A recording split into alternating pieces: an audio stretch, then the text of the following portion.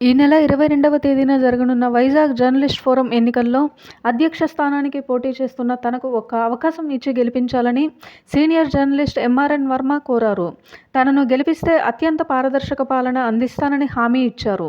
తన మేనిఫెస్టోను కార్యాచరణ పత్రం మీద వ్యక్తిగత పేరుతో ప్రతి ఒక్క సభ్యుడికి అందజేస్తానని తెలిపారు. మద్దిలపాలెంలో మంగళవారం ఏర్పాటు చేసిన ప్రచార కార్యాలయంలో జరిగిన మీడియా సమావేశంలో ఆయన మాట్లాడారు.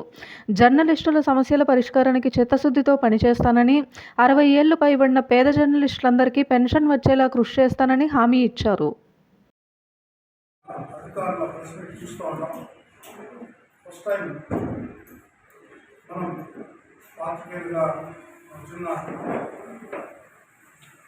సమాచారం మన సభ్యుల ద్వారా మనతో రోజు కలిసి పనిచేసే ప్రజా ప్రాతినిధ్యులకి, అధికారులకి, ప్రజలు కూడా తెలియజేయాలని ఉద్దేశంతోనే చిన్న ప్రయత్నం.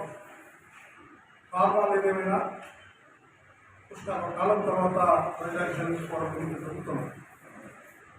సరే, మనం ప్రజాస్వామ్యం పద్ధతిలో మీ అందరికీ తెలుసు, కార్యనిర్వహణ వ్యవస్థ, ప్రజాప్రాతినిధ్య వ్యవస్థ, న్యాయ వ్యవస్థ, ఈ వ్యవస్థలన్నీ కూడా మీడియా వ్యవస్థ మీద ఆధారపడతాయి. ఈ మీడియా వ్యవస్థ కూడా ఈరోజు జర్నలిజం వేరు, జర్నలిస్ట్ వేరు.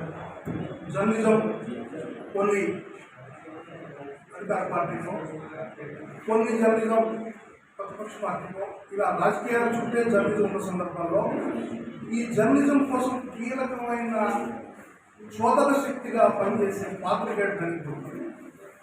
పాత్రికేయుడికి సంక్షేమ చట్టాలు లేవు, పాత్రికేయుడికి కనీస వేతన చట్టాలు లేవు. చట్టాలన్నీ ఉన్నాయి, కానీ వర్తింపజేయడానికి తగినటువంటి అర్హత మన దగ్గర లేదు.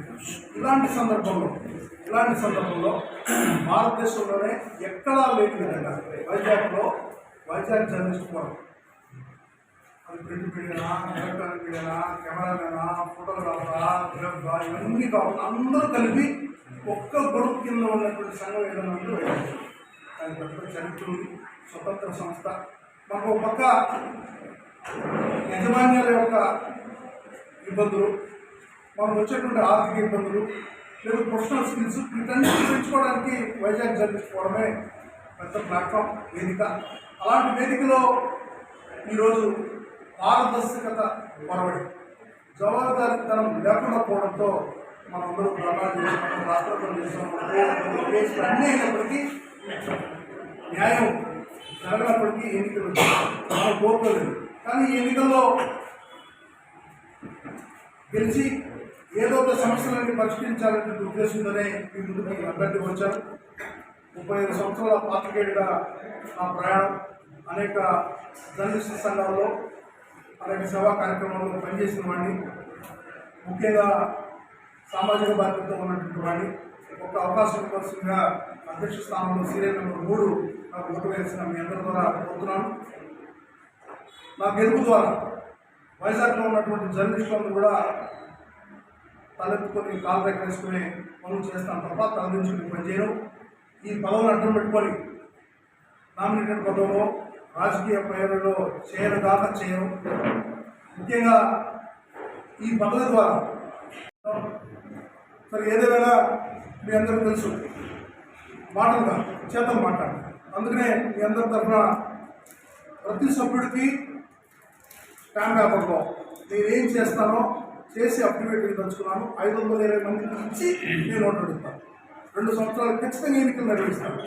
ఈ టైంలో ఏ రకమైన ఎంత ఆదాయం వచ్చింది, ఎంత ఖర్చు అయింది చెప్తాను.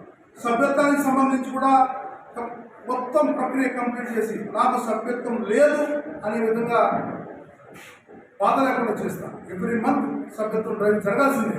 అసలు నిరంతర ప్రక్రియ. 1వ తేదీ వస్తే సభ్యత్వం, ఎవరు లేరు, ఎవరు ఉన్నారు, కొత్తగా ఎవరు చేయలేరు, ఫైనల్ చేయాల్సిందే. ఫైనాన్షియల్ విషయంలో కూడా ట్రాన్స్పరెంట్గా పనిచేస్తాం. ఈ పలుకుబడితో ఏమొచ్చినా జర్నలిస్ట్కి ఉపయోగపడే విధంగా చేస్తాం తప్ప నా వ్యక్తిగతానికి ఉపయోగించుకోవాలని చెప్పి ఈ సందర్భంగా తెలియజేస్తూ, ఇంకేమైనా మీరు అడిగితే మీ అందరి బ్లెస్సింగ్స్ కోరుకున్నాను. మీ అందరూ వాడిని ఫుల్ టైం, పార్ట్ టైం కాదు, ఫుల్ టైం వైజాగ్ జర్నలిస్ట్ ఫోరంలో నేను పనిచేస్తానని చెప్పి ఈ సందర్భంగా మీకు విజ్ఞప్తి చేస్తున్నాను. పోటీ చేసే అభ్యర్థుల్లో నాకు అన్ని అర్హతలు ఉన్నాయి. ఒక్క అవకాశం ఇచ్చి చూడండి. మీ అదృష్టం మేరకు మీరు ఏ విధంగా ఈరోజు వైజాగ్ జర్నలిస్ట్ ఫోరం ఉండాలనుకుంటున్నారో రిక్రియేషన్ సంబంధించి, ప్రొఫెషనల్ స్కిల్స్ సంబంధించి, వెల్ఫేర్కి సంబంధించి ఆ విధంగా నేను చేసి చూపిస్తాను. ఒక్క విషయం మిత్రమా, ఈరోజు వైజాగ్ జర్నలిస్ట్ ఫోరం అంటే 10 లక్షలు 20 లక్షలకో 1 కోటి రూపాయలతో చాలా ఇబ్బంది పడుతున్నాం. న్యాయ వ్యవస్థకి జీతాలు ఉన్నాయి, బార్ అసోసియేషన్, కార్యనిర్వాహకులకి కలెక్టరేట్ ఉంటుంది, ఏజీ హోమ్ ఉంటుంది, ప్రజాప్రాతినిధ్య వ్యవస్థకి అసెంబ్లీలు ఉంటాయి, ఎమ్మెల్యేలు ఫండ్స్ ఉంటాయి. ఇబ్బంది పడేది ఎవరు? మనం లేకపోతే ఈ సొసైటీకి చెవులై కళ్ళే పనిచేసేవాళ్ళు.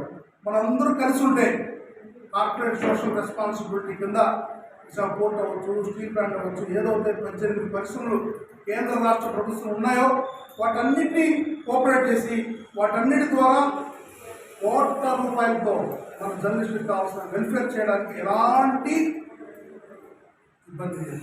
కేవలం చిత్తశుద్ధి. అందరూ డెఫినెట్గా మనం రాబోయే రోజుల్లో మన మిత్రులు చెప్పారు, సార్ ఏమైనా 60 సంవత్సరాల తర్వాత రిటైర్డ్ అయినటువంటి జర్నలిస్ట్కి ఏమైనా పెన్షన్ లాంటిది ఎస్ ప్రభుత్వం చేయడం లేదు, ఎక్కడో కొన్ని ప్రభుత్వాలు చేస్తాయి. అది 500-1000 రూపాయల వేరు. అర్హత కలిగిన నిర్పేదైన జర్నలిస్ట్కి 60 సంవత్సరాల తర్వాత ఎందుకు పెన్షన్ ఇలాంటి ప్రతిపాదన కన్సిడర్ చేద్దాం. సహకార రంగంలో కోఆపరేటివ్ కూడా మనం ప్రయత్నం చేద్దాం. హౌసింగ్ సంబంధించి కూడా చెప్తున్నారు మన వాళ్ళందరూ, ఏదో గవర్నమెంట్ చేసేసిందని. ఇది ఎవరు బెస్ట్ కాదు, ఎవరు దయాదర్శనం కాదు, మన హక్కు. మనకు చట్టాలు ఉన్నాయి, కనీసం 250 గజాలు తక్కువ లేకుండా రావాలంటే అవి ఉన్న చట్టాలే.